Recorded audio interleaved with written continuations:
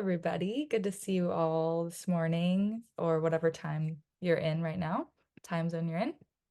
Um, I'm here with Rebecca Trujillo Vest and Anais is here as well, from Hi, Pandion everybody. Music Foundation. Hello. We're here with Steve Collom today, which is very exciting because Steve was on um, way back when we first started doing these workshops in 2022. So it's been a while now, which is wild, but we're so excited to have you back, Steve. And I Gosh, just want thanks to for having me give, back. yeah, I can't believe how time flies.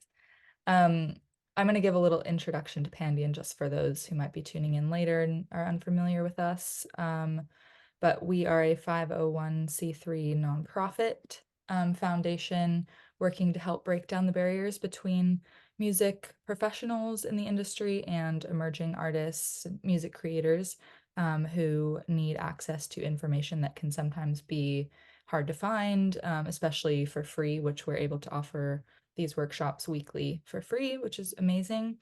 And then we also do wellness live streams now every Tuesday at 9 a.m. Pacific time, which we host on our Facebook group and Instagram page. So you can tune in there if you need more of a wellness and mental health, mindfulness community in music specifically. And if you're going through hardships or challenges with your music careers, and just your daily lives, that's a really nice place to kind of build community. And we have different guests leading those each week as well. Um, but yeah, we've had the pleasure of bringing mentors on each Wednesday for these workshops since 2022 in October now.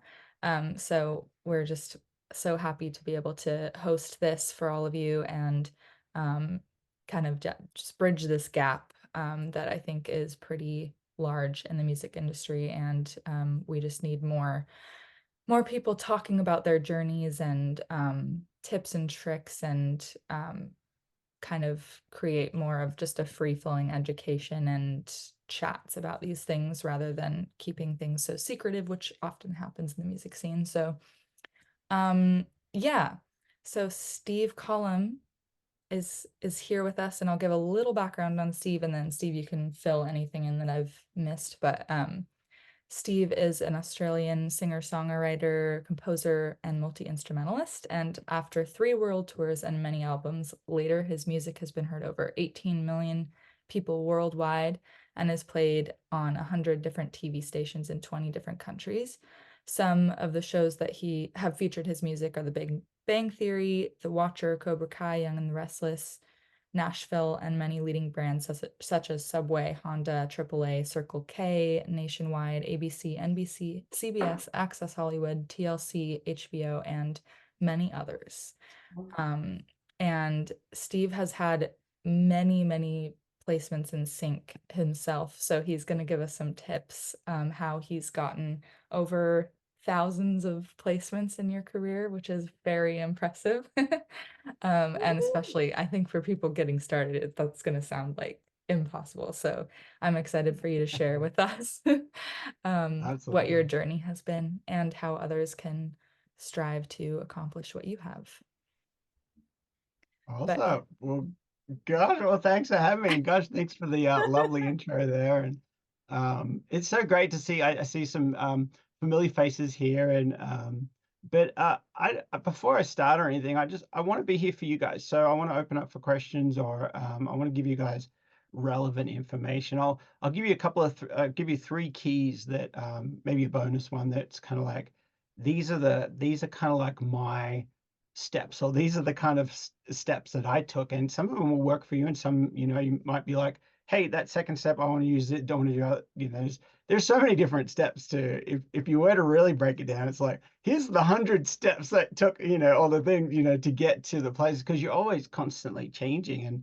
And even this morning, I had a situation where somebody where I'm adapting as well, and without getting too sidetracked, this morning I had a somebody told me, or somebody, actually one of my students said, "Hey, congratulations on that placement for that dog commercial," or something. And I said, "What placement? What happened?" And so what ended up happening is I followed up with that song, and I listened to it, and I didn't know anything about that.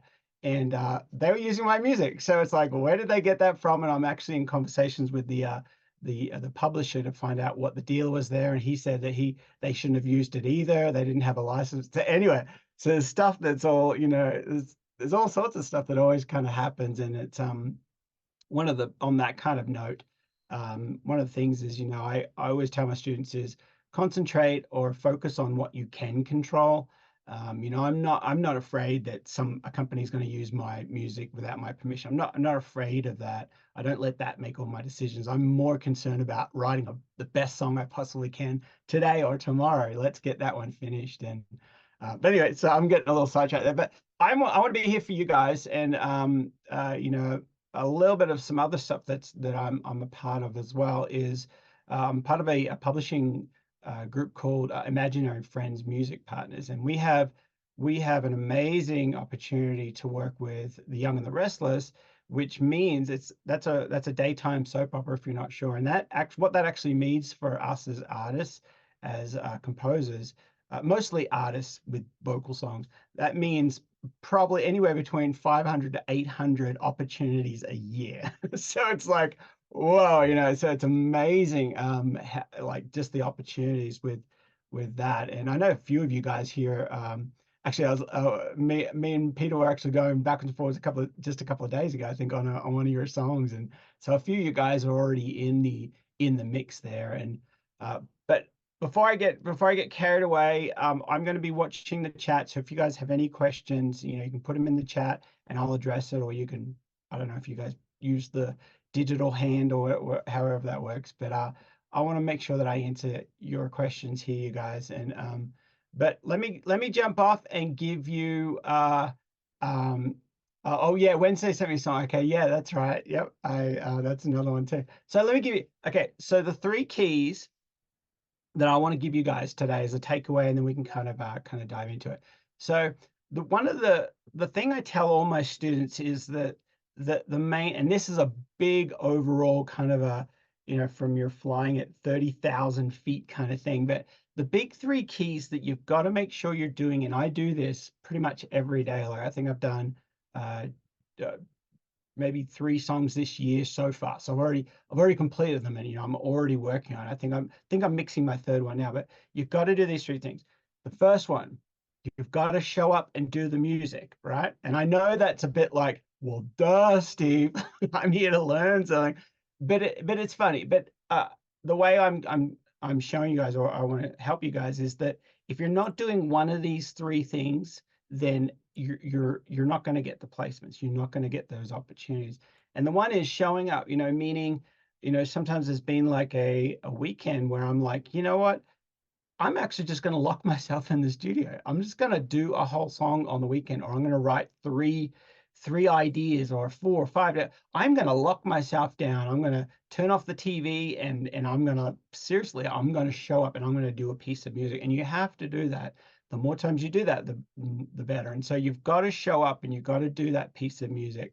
So that's number one. And of course you could open up that whole can and just talk about, well, what's stopping you. Is it procrastination? Is it is it imposter syndrome? Is it trying to be perfect? Because trying to be perfect is the short thing to just stop all creativity. And so we could dive all into that, but there's so much in that. But the main thing is you've got to show up and do the song. The next one, number 2, is you've got to finish that song. You've got to complete it, give it a title, and finish that mix. Even if it's mix 10 or 11 or 12, you gotta say it's done at some point. And I know, again, that's a whole nother thing we can kind of um, get into. How do you know, is it finished? How do you know when but it's the more tracks you do, or the more songs you do, you get a feeling, and you should know in the sync world that you can't hang on to a song for a year and be like, well, it's not quite ready yet. Nope, nope, you can't do that. You won't see the success. You've got to have quality, and you have to have quantity. You just have to constantly keep doing it. And so the second one, as I just said, is you've got to finish the song. And the third thing is you've got to get it signed. You have to get your music signed. It has to have a home somewhere, or you won't get those placements. And I know, as I said, that these 3 top overall kind of points, like looking from 30,000 feet in the air from an airline, looking down at Earth, um, you got to do these 3 things, and I encourage you, write them down, but that's all I do. That's all I do every day, and each one has a package, it has a package of issues, is it done yet? Or where do I sign it? But you just gotta complete those answers. You gotta get them somewhere. You gotta show up, you've got to complete the song, you've got to get it signed, and if you do those 3 things, that's all I've done for the last 15 years, and that's how you just constantly building up your catalog. You're getting your quality is getting better all the time. Every time you show up, you get this much better. Every time you write another song, every time whatever parts of the song that you're doing, you just get this much better when you and it adds up. It adds up. My catalog is probably about anywhere between 28 or 28 to 3,000 pieces of music, and 70% of that is instrumental cues, which when you see that huge figure and I say over 10,000 placements, like literally over 10,000, it's kind of a scary number. It's like, how on earth did you do that? 70% of my catalog is instrumental pieces of instrumental cues. And so a cue is written different to a song. Like I'm more of an artist. I'm more of a singer-songwriter. It sounds like Ed Sheeran meets Jack Johnson. That's my deal. That's what I love doing. But I noticed when I first started that for all placements on TV, for all paying spots, it was about 19 pieces of instrumental, 19 pieces of I should say 19 instrumental cues to one vocal placement.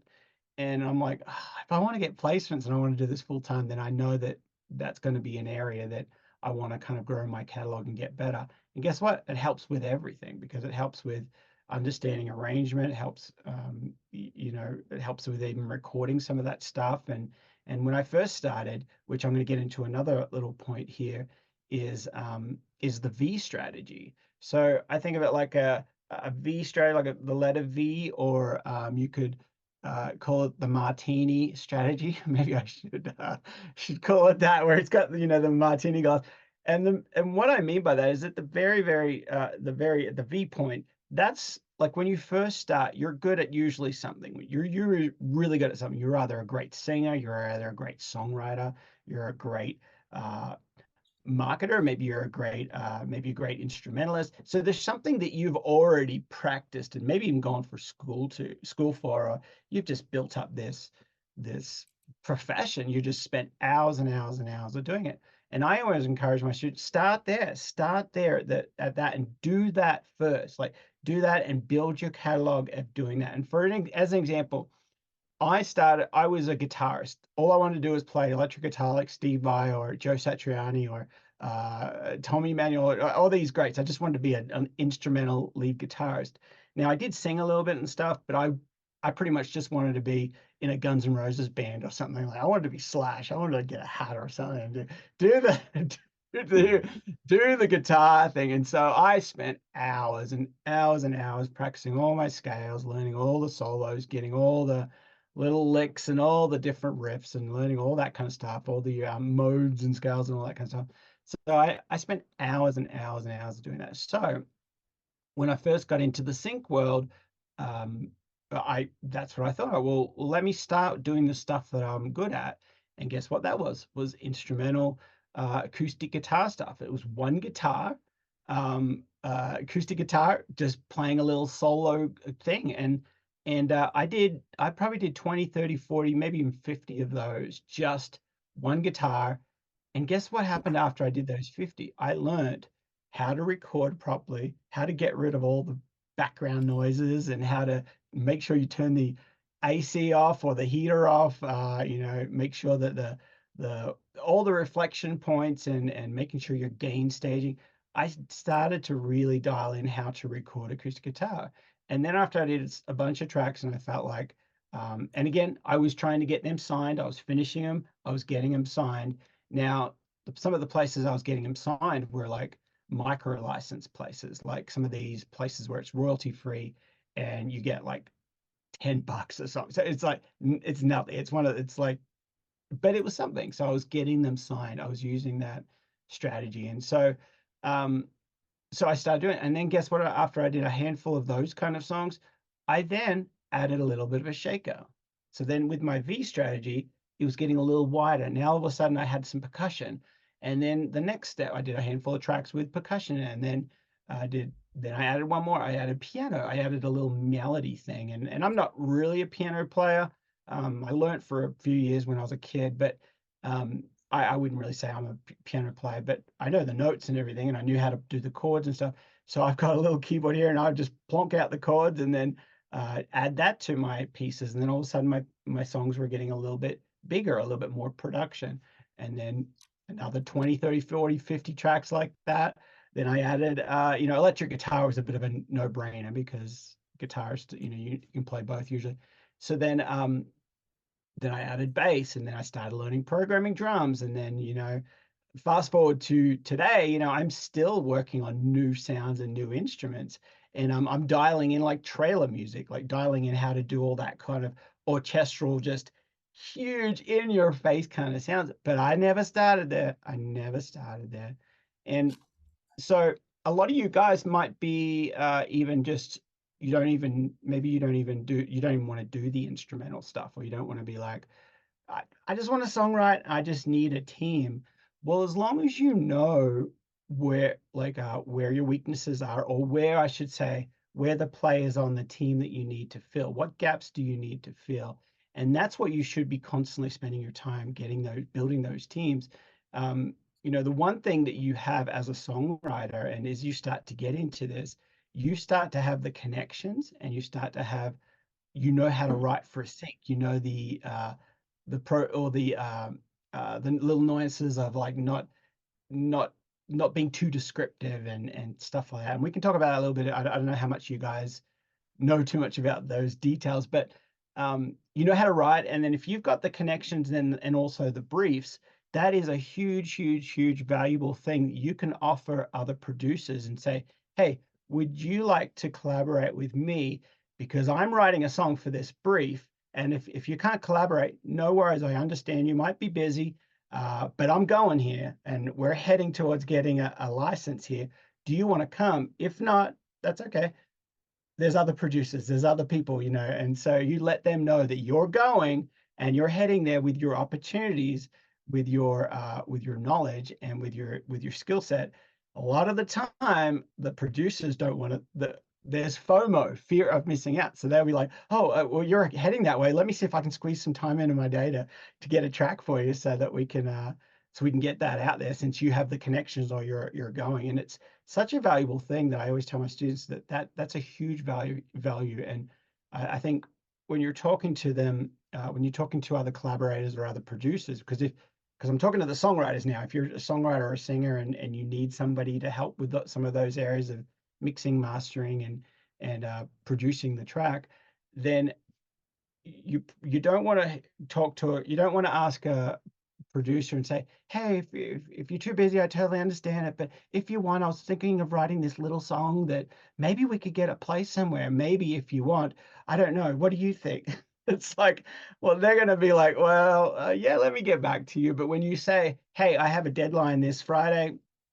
it's for this opportunity, it's for this brief, and it's for my connections, I'm going to get a song done. Do you have time to work on it with me, or shall I ask someone else? That's a whole different way to look at it, and it's amazing. It's night and day. You'll have producers being like, yeah, you yeah, let me squeeze some time in, absolutely. And it's you know, so but anyway, so I know I've been talking nonstop, but is that kind of helpful for you guys, or is that kind of helping somewhat?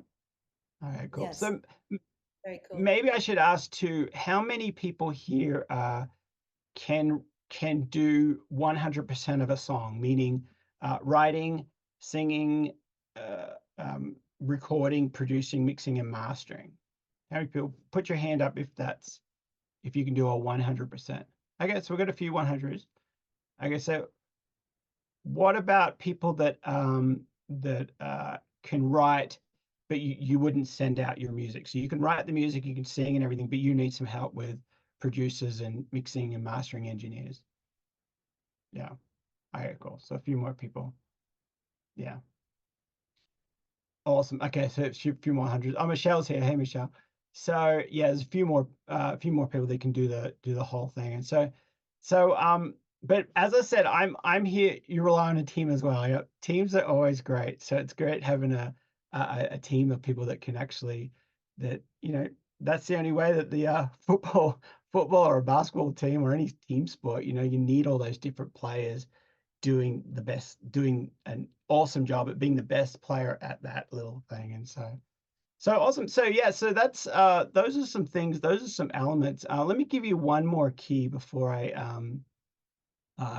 start answering some questions here. Um, all right, so the one of the biggest things that, or one another key for you guys that I found, and actually this week is uh, I actually ran into this, or I was showing one of somebody who presented a song and wanted it to be signed to our publishing group. Um, Knowing what actually happened this morning, knowing what the show or the show needs. You want to make sure that you're researching and having a listen to the show that you're sending your music to. And as an example, one of the things that we use on in the Young and the Restless, and I'll tell you a little bit about some inside information on the show, is we use this. They need this spot. It's called Crimson Lights, which is the cafe, and so the kind of music that they need, if you have a close listen, they need percussive. They need every piece of music you'll find has a drum beat, has a percussive sound in there, whether it's just some sort of percussion, full drums or some sort of percussion, and then there's a lot of organic acoustic guitar instruments. And I always tell people, well, have a look at the what is on the coffee house radio stations. When you go into a coffee shop, 90% of the time you're listening to maybe more organic kind of sounds. You're not as much you're listening to club or house music or EDM stuff where it's like very electronic. That's usually, and I'm talking 90% of the time, it's kind of like heading towards more of a club or some sophisticated kind of bar or so. It's more heading towards that kind of thing, an organic kind of a coffee shop. And they definitely use this in the show, is they want those organic elements. So acoustic is a big deal. You got to have acoustic in there if you're going for that spot. And then you've also got to have female and male vocals is great. And having one of the things that works really well for sync is non-lyric vocals. So getting and what that means is your bridges, maybe don't fill it up with words. Maybe in your bridges, just be singing ooh ooh with harmonies and stuff like that. Maybe you don't need to, like, if you're writing for your artist album, then yeah, write a bridge where you're totally taking a different angle on the song, or create some other lyrics, create some other lyrics for that. But in sync, a lot of the time they will use that little that non-lyrical vocal in the bridge. They'll use that, and it doesn't get in the way of the dialogue of the TV show. And then that's another thing that they look for on the show, is a little bit longer intros. If you're writing for pop music, especially for commercial music, they kind of want you to get straight into it. Just get straight into maybe the hook. Maybe just go straight into the hook. Like they click play and you're like, dun, and you're singing right on this hook, and that's great for commercial. But in the sync world, sometimes they do want that little bit of an intro, where it's like maybe 4 measures or 8 measures, and they definitely use that a lot in our show, because they don't want to get straight into it. They actually want to create a little bit of music as the characters are. They want it to feel a little bit more like an artist track, where it's actually has a little bit more of an intro. And so that's knowing your audience, or knowing who you're sending your music to, is a huge thing. It's very, very, very important. And so let's answer a few questions here. So Christian says, how do you feel about contacting music supervisors directly? Great question. Um, if you have it all depends on how you work and how your connections are, and what you've found success in. The one thing I'll say for you guys to understand, or to look at it from a different point of view, is if you meet a music supervisor and you're an artist and you kind of have kind of a sound like a if I met music supervisor and I have a catalog that's all me, and I sound like Ed Sheeran, then then pretty much the product that I'm giving a music supervisor is Ed Sheeran.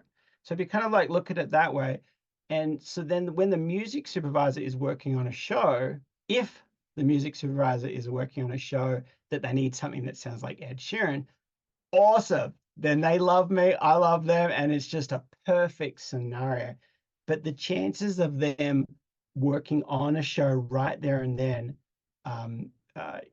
that need Ed Sheeran is it's that's a hard one to kind of line up. They might be working on something and they need industrial heavy metal or something. And so then if I'm emailing them and saying, "Hey, listen to my new album that just came out," or "Listen to my new song. It sounds like Ed Sheeran." They're gonna, in a way, I'm actually gonna be stopping them from getting their job done looking for industrial heavy metal.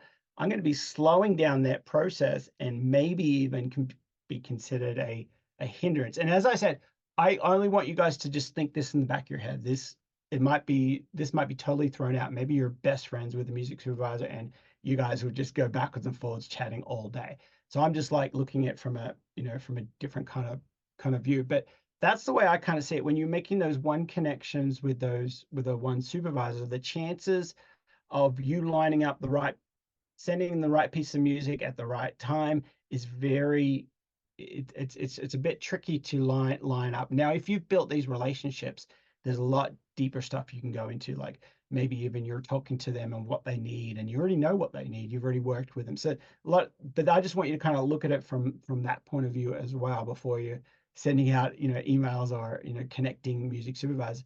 On the other side, when you connect with a publisher, the publisher will probably need your music regardless. The publisher a lot of the time is looking for uh, that sound, and then they're looking for that sound as well. So they're looking for many, many, many different sounds. They could have 10 albums going at one time. They're looking at different kind of genres, and the chances of you getting your music signed to that and getting it ready to be pitched, when the music supervisor like contacts the publisher, that's a higher percentage of the time or chances that you can kind of get that lined up. And a lot of the time, if you're trying to make a new connection with a music supervisor, there's a big trust issue, and they just don't know you. Like it's just like the same as if somebody was knocking at your front door, you opened up the door. There's a trust thing. You don't know who they are, and they don't know who you are. And if they're trying to sell you something, it's like it's a little awkward. It's like you have to build up that trust, and that trust just takes time to build up. But that's a big thing, because what happens if you have amazing music and it checks all the boxes, and then the music supervisor there's is loving it, but there's still the trust. They're like, okay, so we're trusting that when you sign the contract, it really is your song, where it's still a trust thing. So it's because they can get in big trouble if they use a song that oh, the person who said it was their song, it's technically not their song, but they've got so all sorts of stuff can get a bit tricky there, where it's like, oh, did you want all the collaborators on the song? Oh, so it's like, all that kind of thing. And but but yeah, thank you for that, Alexandra. Yep, absolutely. Um it's fun. It's fun to have my biggest goal is I love helping people do what I'm doing. So it's like it's easier than you think once you know all these steps. But the one thing I'd say to you guys is don't quit. Don't quit. That's such a big deal. Don't quit. You just keep going, and you've got to have thick skin. You really, really have to have thick skin. I'm curious here. I had 16 songs rejected about a month ago from of mine. Has anybody had 16 rejections in the last month? No, you got to have thick skin. You got to have elephant skin. You do. And I remember when I first got a rejection when I first started, I quit. I quit for about a week, and then I picked it back up and said, "You know what? I gotta get I can't quit. I have to do music. I just have to do it. I have to figure this out." And so then the next rejection I got was like, whenever that was like, only quit for half a week. And then I came back. And then the next rejection, it was like, maybe a couple of days. And then I picked it back up. And when I got that, one of the publisher that rejected those 16 songs, they'd actually signed a bunch a few months before, but then for some reason they didn't give any reason. They just said, "Oh, this is not really what we're looking for." And so it took me probably about half an hour. So I was like, "Oh, but they signed all that stuff before. Why would this stuff is good? Like I can definitely this is as good as that other stuff. What's going on?" And in my mind, I'm just like trying to think about it. I'm kind of getting a little stressed and everything, then 15, 20 minutes passes by and I'm like, you know what? It could be, I'll never figure it out. There could be a million different reasons why. I'll send these songs off to someone else. Oh well, oh well. And in probably half an hour, I was just forgot, wasn't even thinking about it. And so you've got to have thick skin. I always say to people, collect your no's. When you get 9 no's, you're due for a yes. So it's okay. So just collect them. So awesome. All right, here's another question. By Ian. What does your homework week, sorry, what does your working week look like? How many days writing? Do you reserve some days for networking and pitching? I guess each week is slightly different. Um, yeah, so for me, I like to get up early in the morning, and one of the things I kind of prioritize the things that I want to achieve. And one of the things I want to be a better singer. I love singing. I really want to be the best singer as I can. So part of my routine in the morning is singing practice. So I'll do my singing practice. I'll every other day I'll do my workout. So it's just a light little workout in my home gym. I don't do a big. I'm not trying to um, not that I could ever be like Arnold Schwarzenegger, but I'm not trying to bulk up and be this bubble muscle person. I just want to be fit. I just want to keep, just looking my best and being fit, and it's just a healthy thing. So I'll do those kind of things, and and then I'll start my day with working on my next song or working on a piece of music. So this morning, um, I was the song was already everything was pretty much done, all the parts, and I just needed to do the vocals. The lyrics were sung, or the lyrics were written, and the demo was down. I just need to sing the good one. So I sung that, and yeah, but every day is kind of a little bit different. But most of the time, that's kind of what I'm doing. I'm kind of like working on that next piece of music that I've got going. It might take 2 or 3 days to finish it, or maybe 2 days, depending how much time I have. And then another part of what I do is, working with imaginary friends, music partners, is I'm sending music off to the show and ingesting it into the catalog. So there's a bunch of things that I'm doing. I'm listening to music and I'm getting back to artists saying, if you tweak this, or maybe that's not what they're quite what they're looking for the show. And so then I'm sending it off to the show or getting it ready to send up to the show in a batch, in the next batch of songs, because they use so much music that I don't want to send them just one at a time. I want to send them a whole batch where they can download just that, you know, 30 or 40, 50, 100 songs in that one batch. And so that's kind of like what my days are. And then in the afternoons, I also run some courses and help students. So in the afternoons, I'm usually on a call or teaching how to do this. And so so yeah. and then uh and then a lot of the time people might ask, well, when do you have time for surfing? So I try and plan a couple of trips a year where I go somewhere, South America or back to Australia or Hawaii. I want to go to the Maldives, which is over in India sometime. So that could be a great place to. And for 7 days or 10 days, you just surf, no music, nothing else, just surfing, and that's the other part. But good question, good question. So let's I have have a a look at some question more. real quick that's kind of on the Yeah, go same for it, Jordan. line. Just what was your technique before you kind of went to music as more of a full-time gig? Like, how did you kind of make sure you were fitting that into your schedule and prioritizing it? That's an excellent question. What I did was, and we all kind of start. Most of us probably start where it's like we're working a job, we're trying to pay the bills, and it could be a day gig, whatever it is. I was actually doing. I was working in real estate, doing sitting at a model home. So those where you sit at a model home, and then people come in and ask you questions, and then they leave, and you might get like two or three people on a slow day. You might get two or three people come in, or sometimes there's been a couple of days where only one person would come in and stuff. So it's a very boring kind of job. So I did a lot of writing during that time. But the biggest thing that I say to people is whatever your day gig was, get up. For me, what I did was I got up earlier. So there was times where I'd get up at 4:30 in the morning, and I would start writing. I'd start working on my piece of music because I wanted it so desperate. I wanted to get out of doing these other gigs, and I only wanted to do music.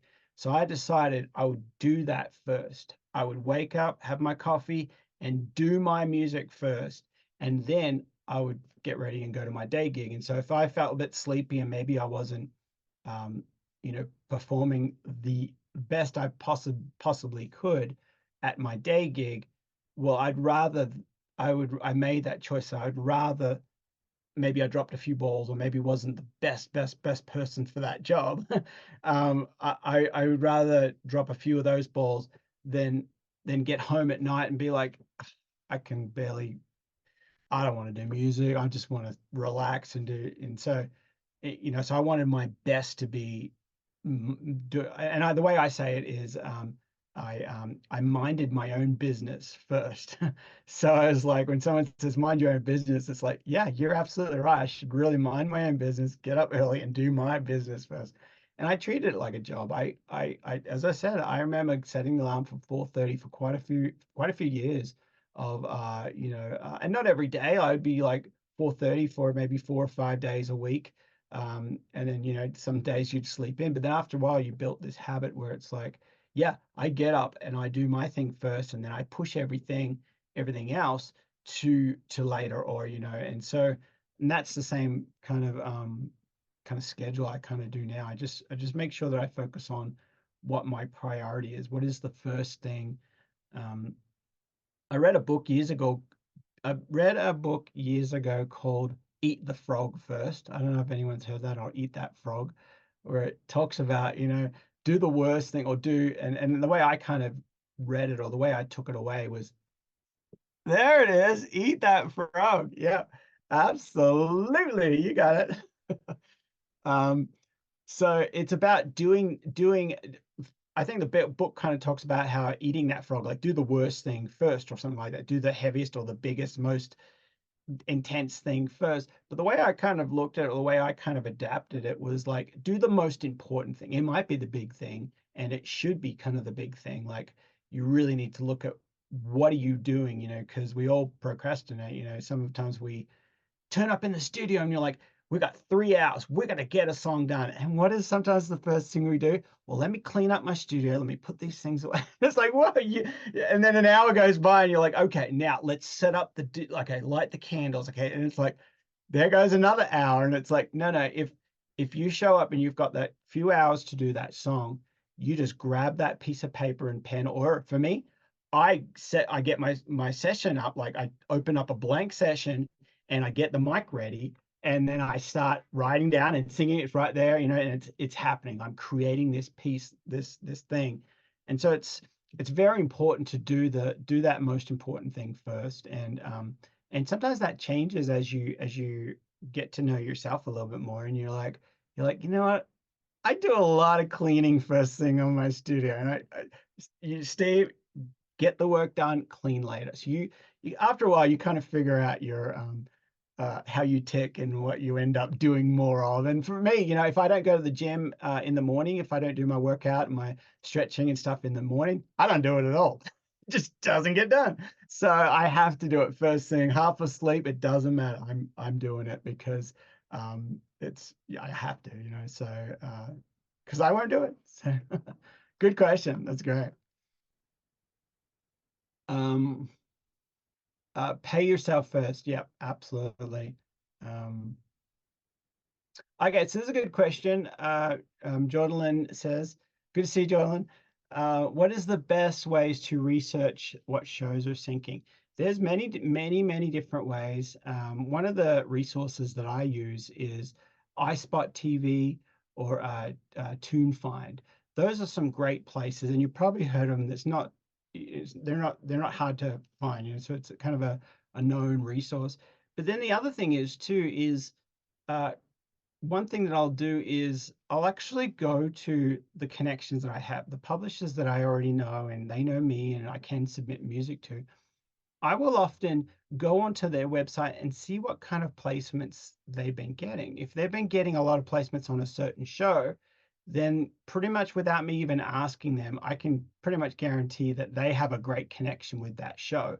So I will actually go directly to that show, like watch it on TV, watch it on your streaming service, and watch the show. And I will watch like 5 to 10 episodes, and I will actually turn my iPad down, or if I'm watching on a computer, I will try not to look at the screen. If I find myself getting sucked into the characters and the scenes or whatever's going on, I'll throw a towel on my TV or just turn the monitor off and just listen to the music. And I will take down notes. I'll be like, tap out the tempo. What is the tempo of that track? I will just actually physically do these researching things where it's like, okay, EDM. It doesn't even matter if you don't nail it. It's like EDM house. It sounds like EDM house. Okay, so that's okay.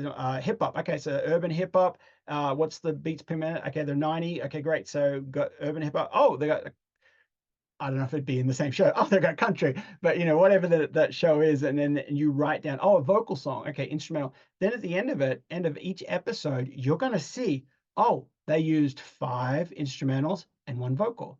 Okay, the next show, oh my goodness, they used 4 instrumentals and 1 vocal. Next one, 8 instrumentals, no vocal, and the next. So you're gonna see this system, and there's a system in there for a reason. They are using things based off what their system they've used. And so that's what I'll do. And then I'll go to the publisher and say, hey, I noticed you're having a lot of success with this show. That's so wonderful. I just watched 10 episodes of them and I researched what they're loving. And so I've written this track that I think would be a great fit. Of course, if you think so, let me know or give me some feedback if you think I need to adjust anything else. But you're telling them you've done your research. You're also maybe even illuminating some things that you noticed in there. You said, you might have said, hey, I noticed that a lot of the songs they're using is in the key of E minor or C minor or something.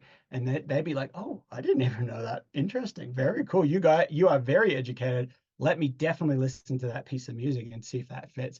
So that's kind of another little way to make everybody's jobs easier. That's if you can make their job easier, they're going to love you for it, and you're going to get more placements. Hey, Dixie, thanks. Good to see you, Dixie. Uh, Christina asked a good question. Are you mostly in libraries or agencies? I don't think I might be in one agency. I think most of my connections or most of the deals I've signed are with publishers, with libraries. So the way I see a library and a publisher, because a lot of people do ask this question, what's the difference between a publisher and a library? There's many different things, but one of the biggest things is if they are taking the publishing, like let's say it's a company and they have a library of music and they're collecting the publishing, technically you could say that they are a publisher because they're collecting the publishing. Now they mightn't do other stuff, and then there's other publishers who do loads and loads of, they have lists and lists of stuff that they will help you out with, and so it's all across the board. But when I say libraries or publishers, it's pretty much the same. A lot of the time it's the same thing when I'm saying it. So I'm signed with a lot of publishers. I think I've signed about 30 different deals, exclusive and non-exclusive, with different companies and different publishers. I think I'm only with a few sync agencies, maybe 3 or 4, but I'm not that focused on those. Um, yeah, so good question. Good question. And you got to find what works for you too. For my instrumental catalog, I needed publishers. I needed lots and lots of publishers because I was doing lots and lots of pieces of music. Sometimes I do 100, 150 a year, and so which is probably about medium for an instrumental composer. Last year I did about 70 vocal songs, and so it's it kind of moves around a little bit, but you got to be prolific. You got to put in the work because it is work. You know, you still have to turn up, still have to play the chord progression, you still have to do the music and stuff. So um very cool D music. Very cool. Uh, Steve isn't playing any games. Tell over the screen. Tap. Nice to it. Yep. Yeah, that's right. I don't play any games. I do have one game that I like a lot, but it's one of those. It's funny. It's like yeah, it's I can't get if you're talking about like doing the like a PlayStation or anything. I can't. I spent way too many hours when I was a teenager. Like just it's like 3 days have gone by and I still haven't even passed the level or whatever. It's like so now I have this one game on my iPhone that I like. It's some sort of strategy game where you're building all these things and you go up to another level. And it's a real geeky kind of game. It's more mathematical. You got to do all the math of how when the time expires, by the next time the building's built and all this. Anyway, so it's geeky. But when you're talking about games, I do check that every day. So that's quite interesting. um, what other questions you got here? Maldives, yes, on the bucket list, absolutely. Mary's got a great question. I see here. Um, Oh, yeah. yeah. Does Y&R tend to prefer using songs by real or perceived real artists? Not necessarily. No, not necessarily. They just want a good song that fits the categories. They're Y&R is not in the place of or they're not in the business of promoting a or discovering a new artist. They just want something that works and they want a lot of it. So it's just like so no, not at all, not at all. There's a lot of composers that know how to write music, and you know they're constantly writing. And um, the one thing I would suggest, and it's quite an interesting thing, but it's an interesting dynamic to think down the future. Like one of the things that you will have if you keep working and building your craft and building your catalog, one of the things that you're going to have as a vocalist, this is for all your vocalists, one of the things you're going to have is you're going to have a lot of your own vocal. It's like it's a certain instrument. It has a certain sound, and not many of us can sing many different styles. Usually a lot of us who sing kind of fit into a bit of a category. So one asset that you're gonna absolutely need is learning to work with other singers, because you can do the same kind of music, write the same kind of song, and give it to another singer, and all of a sudden it's a whole different feel, it's a whole different song. And then you could write a whole another song again, same kind of ideas, same kind of feels, not copying and pasting, not using the same song, but just do it again, like do the same chords or you know the same chord progressions.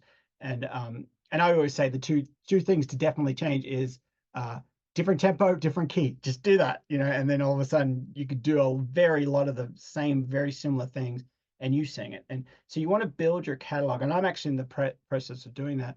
Out of the 3 songs that I've already done this year, 3 different singers. So there you go. I'm singing one of them, and I've had 2 other singers do the other 2. So it's a constant thing where you're building your catalog, but you're also expanding outwards, doing the same things but different sounds, different flavors. So, um, but absolutely, yeah. Y&R, they don't need just write the right song, and they will use it. Yeah.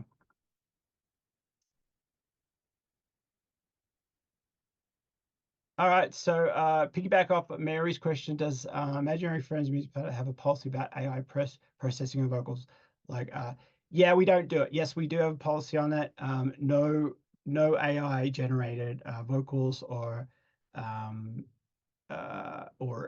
generated music. Now, AI's kind of been around for a while. When you talk about auto tune, or you know, there's elements of AI, even at turning on a computer, there's elements of artificial intelligence turning on a computer. So we've moved into this new realm of generative AI, which is more of the stuff where you're pushing a button and it's doing all the work. And I've had many publishers that I've been on their list, and they've reached out to all their composers and saying we're not going to, if it's got any generative AI in it, it's you do not send it to us. We will not be signing it. And if you lie or whatever, then you're gone. You're out of the catalog. And so it's a very so don't just be careful when you're playing with the AI. And nowadays the vocal AI is getting really good. So that's getting really good. And so um, at the moment no one's going to be using it, but I don't know in the future. I don't know if you're able to manipulate the sound and stuff. Some of that vocal stuff sounds really good, and but us at Imaginary Friends Music Palette, no, we want real artists, we want real singers, we want a name behind, even if it's a work for hire, we want to know that that was a real singer. Um, because I bet you that stuff, even when you'll be able to find that out in years down the track, all that computer generated stuff has all numbers and stuff attached to it. So I bet you there's a way to find out, oh, all that music that so and so wrote, they said it was theirs, but why is it triggering this? It's by this AI company or whatever. So yeah, great question, really good question, and it's a constantly evolving and a new topic to be talking about. I think Yeah, I've heard Ian, some of that AI stuff, and it's brilliant. It's really good. It's really good. yeah. Ian has a question, and so does Andy, and then we can wrap it up maybe. All right, cool. Let me see if I can find Ian's. If a song instrument doesn't get used for a few years, do you ask for it back ever? Question mark. That's a great question. Okay, so that's kind of up to you a little bit with your connections that you have. I don't. I personally don't pull it because I know it's a headache for the publisher to pull it. Um, Now, if you have another connection that is going to be like, no, I got this is, well, there's a few different things. If you've spent 10 grand on a song to get it, it's very precious, then you might want to pull that a little bit. I would always say keep it with the publisher for a couple of 2 or 3 years at minimum, because a 1 year is not even enough to kind of even get traction. Sometimes you might send a song to some company, and on the 1st of January it doesn't even get sent or ingested into the catalog until 3 months, and then it gets sent off to a music supervisor. They might even find a place for it. And all of a sudden, a year's gone, and it's only just getting into the system. And so, I personally, and this is just my, you got to find what works for you. But for me, I don't pull stuff really that much at all because I can just do it again. And if a publisher came up to me or somebody said, "Hey, we really love that song. We found it somewhere, or we can we use that?" And I had to tell them, no, you can't use that one. That's exclusively for another company. I've signed that you can't use that one. Guess what? The very next words are out of my mouth is, but I can write you an even better one that's very similar to that, but better and more custom for you. And I can get it to you by by the end of the week or something. And that makes them feel even better. And that's kind of like my motto. That's kind of like how I do it. So yeah, I would say, in my opinion, give them at least 3 years. If it's not working, then yeah, consider your other options if you have better options. But I do know artists that just pull music out. They're just skipping around everywhere, and it's kind of like uprooting a plant a lot of the time. And it's like it never had a chance to grow. You didn't even get a chance to build that relationship with that publisher. And so I always think about it as quality and quantity. Keep building your catalog. If you meet another publisher or another music supervisors and they want music, write more music, because you're only going to win. You're only going to win because you got more music out there and you're getting better. And so I always look at it that way. Great question. Great question. And what was the other one? That one was, do you have different artist names for different styles you produce, or perhaps different artist names for production music versus full vocal songs? Excellent question. No, I don't. I kind of started trying to have different monkey ears or different pseudonyms and stuff, but it's too much to put up. It's too much work.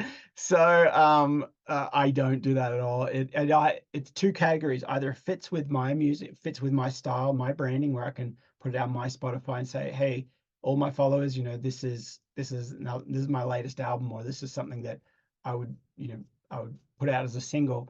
So it either fits as that, or if it's someone else singing or anything, I'm just the songwriter and I'm just sending it out there. Does this work for the show? Here's another song.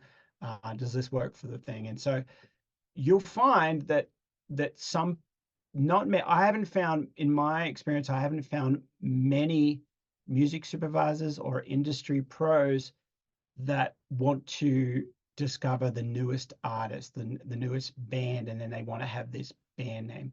It does happen, but it's a smaller percentage of the time. It's maybe a 5 or 10% of the time that they're like, yeah, we chose that band because they're up and coming, and they're going on tour and they're doing their thing.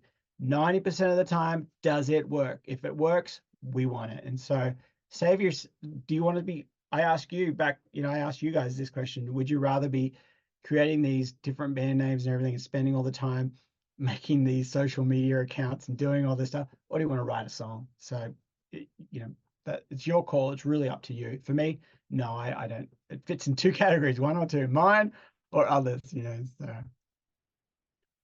Great. Thank Awesome. you so much, Steve. This was such a great workshop and so much information. Thank you for Oh, sharing no with worries. Sorry if I everybody. talk, sorry, sometimes I talk too fast because I'm just like, I got No, it's so much great. There's information. it's good to get it all out there if you can. So that's But amazing. Thank you. before I go, I want to give you guys a freebie. Oh, I thank you. have a sample pack. I'll put the link in the chat. Um, I have a sample pack that you guys can use royalty free. I just put it in the chat there. Go ahead, sign up to my email list, and then you'll get that free sample pack, and you can use any of that Amazing. stuff royalty free. Absolutely, you don't even have to give me any credits. The only thing is you have to invite me to the Grammys if the song gets a Grammy one day. That's that's. But you can use it. Go for it. Go to town having fun with that sample pack. I've recorded all those sounds myself, so you don't even have to worry about uh, so they're not from anywhere else. They're my samples. I've recorded myself, and I use them myself. So I still use some of that stuff. So head over there. There's a little freebie, and then also the last thing I want to say is, if you guys want to learn more about this, I do teach courses. I love, love, love helping people do this because there's so many opportunities for these placements and these. You can do it. If I can do it, you can do it. So please, please, please head over there and sign up to my email list, and you'll find out when the next special, the next courses that I'm doing. I'm working on some really cool creative stuff coming up. So sign up over there, and I definitely would love to help you and answer any questions and help you. But thank you so much, guys, for letting me Great. hang out with you. I absolutely love Thank it. you. Oh, so fun. Thank you so much. This was great. And thanks everyone for Awesome. showing up today. So good to see all of you. Yeah, thank you, Awesome. everybody. Thank you. We'll see you next Wednesday, and See come you next to week. our wellness live stream on Tuesdays at 9 a.m. PT. Bye, See everyone. you. Awesome. Thanks. Thank you, John and Rebecca. Thank Thank you. you. We'll see you. See you, Steve. See you later, Steve.